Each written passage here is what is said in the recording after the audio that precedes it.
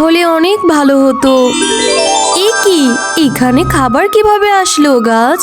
তো এরপর মিনা জাদু কাঁঠাল থেকে কিছু অংশ খায়, আর এরপর পরই কাঁঠালটি আবার আগের মতো হয়ে যায়।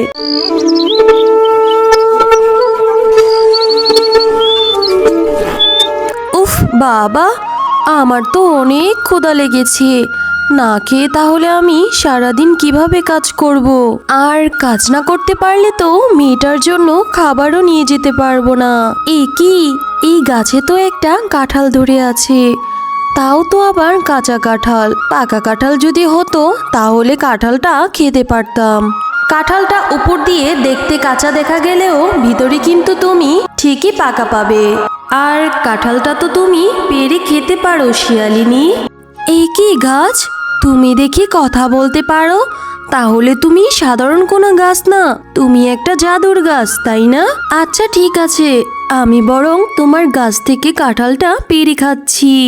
এরপর শেফা শিয়ালিনী গাছ থেকে কাঁঠালটি পেরে খায়। গাছ, তোমাকে অনেক ধন্যবাদ আমাকে তোমার ফল খাইয়ে ক্ষুধা নিবারণ করার জন্য। এখন আমার মেয়েটার জন্য যদি কিছু খাবার নিয়ে যেতে পারতাম তাহলে অনেক ভালো হতো। এ কি, এখানে খাবার কিভাবে আসলো গাছ? তুমি আমাকে খাবার দিলে গাছ? আমি তোমাকে খাবার দিয়েছি, কারণ যদি কেউ আমার শরীর থেকে কিছু অংশ খেয়ে তার 3টি ইচ্ছের কথা আমাকে জানায়, আমি তাহলে তার 3টি ইচ্ছে পূরণ করে দেই। কাঁঠাল, তাহলে তো তুমি অনেক ভালো। তাহলে তুমি আমার আরো বাকি 2টি ইচ্ছে পূরণ করবে, তাই তো? অবশ্যই আমি তোমার বাকি 2টি ইচ্ছে পূরণ করব। বলো, তোমার আর 2টি ইচ্ছে কি? কাঁঠাল, তুমি আমার সঙ্গে যাবে আর আমার বাড়িতে আমার মেয়ের সঙ্গে থাকবে, কারণ আমার মেয়ে বাড়িতে একা একা থাকতে অনেক ভয় পায়। তুমি যদি সাথে থাকো তাহলে আমি সন্ধ্যা পর্যন্ত অন্যদের বাড়িতে কাজ করতে পারবো। আর সন্ধ্যা পর্যন্ত কাজ করলে তোমার সংসারে কোনো অভাব হবে না। আচ্ছা ঠিক আছে, তাহলে তুমি আমাকে তোমার সঙ্গে নিয়ে চলো। এরপর শেফা সেই জাদুর কাঁঠালটা নিয়ে বাড়ি ফিরে আসে। মা, তুমি আজ কাজে যেতে না যেতে খাবার আর কাঁঠাল নিয়ে বাড়ি ফিরে আসলে যে, এত টাকা তুমি কোথায় পেলে মা? এরপর শেফালি শিয়ালিনী মিনাকে সকল ঘটনা খুলে বলে, আর এই সকল কথা শুনে মিনা অনেক খুশি হয়ে যায়। কাঁঠাল, তুমি যদি আদেশ করো তাহলে আমি তোমার শরীরের কিছু অংশ খেয়ে আমি 3টে ইচ্ছে তোমাকে দিয়ে পূরণ করাবো। আচ্ছা ঠিক আছে মিনা, তুমি আমার শরীর থেকে কিছু অংশ খেয়ে তোমার 3টি ইচ্ছে পূরণ করাতে পারো। এরপর মিনা জাদু কাঁঠাল থেকে কিছু অংশ খায়, আর এরপর পরই কাঁঠালটি আবার আগের মতো হয়ে যায়। কাঁঠাল, তোমার শরীরটা তো আবার আগের মতো হয়ে গিয়েছে। কি অদ্ভুত জাদু জানো তুমি। যাই হোক, এবার আমার ইচ্ছে 3টি পূরণ করো তো। আমার 2টি বন্ধু আছে, মুন্নি আর টুম্পা, তুমি ওদের জন্য 1 বক্স চকলেট দাও তো। এই কথা বলার সাথে সাথে জাদুর কাঁঠাল জাদু করে সেখানে 1 বক্স চকলেট নিয়ে আসে, আর মিনা সেইগুলো নিয়ে তার বন্ধুদের বাড়িতে যায়। টুম্পা, এই টুম্পা, দেখ আমি তোর জন্য চকলেট নিয়ে এসেছি। ও মা, এ তো সত্যি রে মিনা, তুই দেখি আমার জন্য চকলেট নিয়ে এসেছিস। তা চকলেট কেনার মতো টাকা তুই কোথায় পেলি রে মিনা? নিশ্চিত তোর মা শেফালি চুরি করেছে। তোদের তো খাবার কেনার মতোই টাকা নেই, আবার এসেছিস আমাদের চকলেট দিতে। এই মিনা, সত্যি করে বলতো, কুড়িয়ে নিয়ে আসিসনি তো?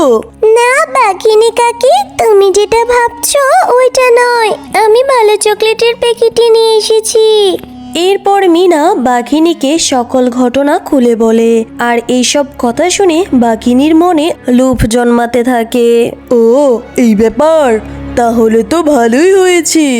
আমরা যদি কোনো বিপদে পড়ি তাহলে তো ওই কাঁঠালের থেকে আমরা সাহায্য নিতে পারবো। হ্যাঁ বাঘিনী কাকি, তুমি ঠিকই বলেছ। আচ্ছা ঠিক আছে, আমি তাহলে এখন আসি।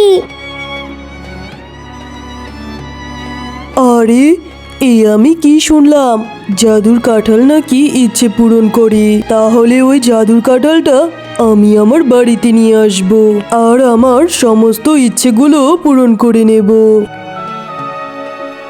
এই শেফা, কোথাও যাচ্ছিস নাকি রে? হ্যাঁ বাঘিনী ভাবি, কাজে যাচ্ছি। মিনার জন্যই দাঁড়িয়ে আছি। মিনা বাড়ি ফিরলেই কাজের উদ্দেশ্যে বের হব। তা কিছু বলবে নাকি গো? তার বলিস না, আজ কয়দিন ধরে মাথাটা প্রচন্ড ব্যথা করছে, কিন্তু ওষুধ কেনার মতো টাকাও নেই। শুনলাম তোর কাছে নাকি জাদুর কাঁঠাল আছে, আবার সেইটা নাকি ইচ্ছে পূরণ করে। শেফা, তুই আমাকে একটু মাথা ব্যথার ওষুধটা নিয়ে দিতে পারবি?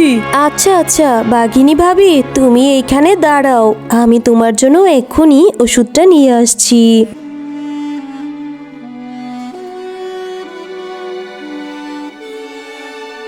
একি বাঘিনী কাকি, তুমি এভাবে ঘরের দিকে উকি মারছো কেন? আরে মিনা, তোর মা আমার জন্য কাঁঠালের কাছ থেকে ওষুধ আনতে গেছে, সেটাই দেখছি। এই নাও বাঘিনী ভাবি তোমার ওষুধ। মা মিনা, তুই কাঁঠালের সাথে খেলা কর, আমি তাহলে কাজে গেলাম। এই কথা বলে শেফালি কাজের উদ্দেশ্যে বাড়ি থেকে বের হয়। মা মিনা, আমি একটু টুম্পার নানা বাড়িতে যাচ্ছি, তুই একটু টুম্পাকে ডেকে নিয়ে আসতো। আমার খুব মাথা ব্যথা করছে, তাই আর বাড়িতে যেতে ইচ্ছে করছে না। আচ্ছা ঠিক আছে কাকি, আমি এক্ষুনি যাচ্ছি। এই কথা বলে মিনা টুম্পাকে ডাকতে যায়। আর এই সুযোগেই বাঘিনী মিনাদের ঘরে ঢুকে কাঁঠাল থেকে কিছু অংশ খেয়ে কাঁঠালটা নিয়ে বেরিয়ে যায়।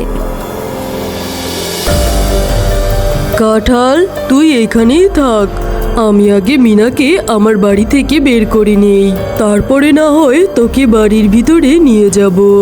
এই মিনা, আমার মাথা ব্যথা সেরে গিয়েছে, তাই আমি এখন আর টুম্পার নানি বাড়িতে যাব না, তুই এখন বাড়িতে ফিরে যা। এরপর মিনা তার বাড়ি ফিরে যায়। আরে ভাবি, আপনি এই কাঁঠাল কোথায় পেলেন? মিচকে ভাই যে, আমি আপনাকে এই ঘটনা পরে বলবো, আগে আমার ইচ্ছেগুলো পূরণ করতে দেন। এই কাঁঠাল, এই এখন আমাকে অনেকগুলো সোনার মোহর এনে দে তো। আর তখনই কাঁঠালটি জাদু করে বাঘিনীকে অনেকগুলো সোনার মোহর এনে দেয়। আর এইভাবেই সারাদিন কেটে যায়।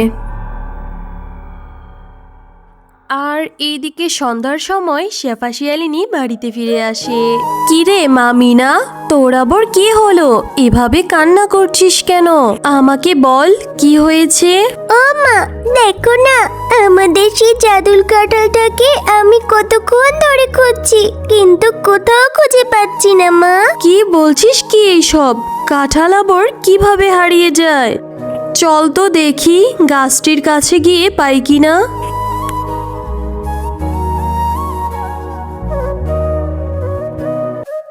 জাদুর গাছ, তোমার কাছে কি তোমার জাদুর কাঁঠালটা ফিরে এসেছে?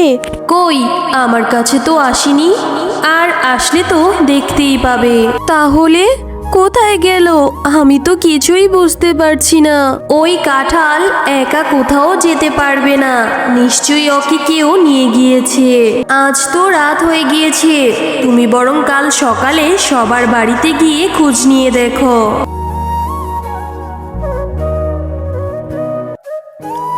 আর এইদিকে বাঘিনী জাদু কাঁঠালের সাহায্যে অনেক সোনা দানা হিরে মোহর নিয়ে নেয়।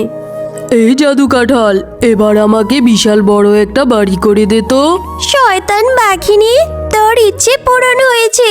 আমি তোকে তোর 3টি ইচ্ছে পূরণ করেছি, আর কোনো ইচ্ছে তোর আমি পূরণ করতে পারবো না।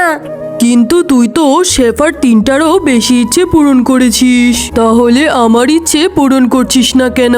শেফা শিয়ালিনী অনেক ভালো, তাই আমি ওর আরো ইচ্ছে পূরণ করব।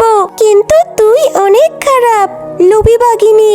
তুই আমাকে চুরি করে নিয়ে এসেছিস তোর ইচ্ছে পূরণ করার জন্য। তোর লোভের শাস্তি তুই এখন পাবি।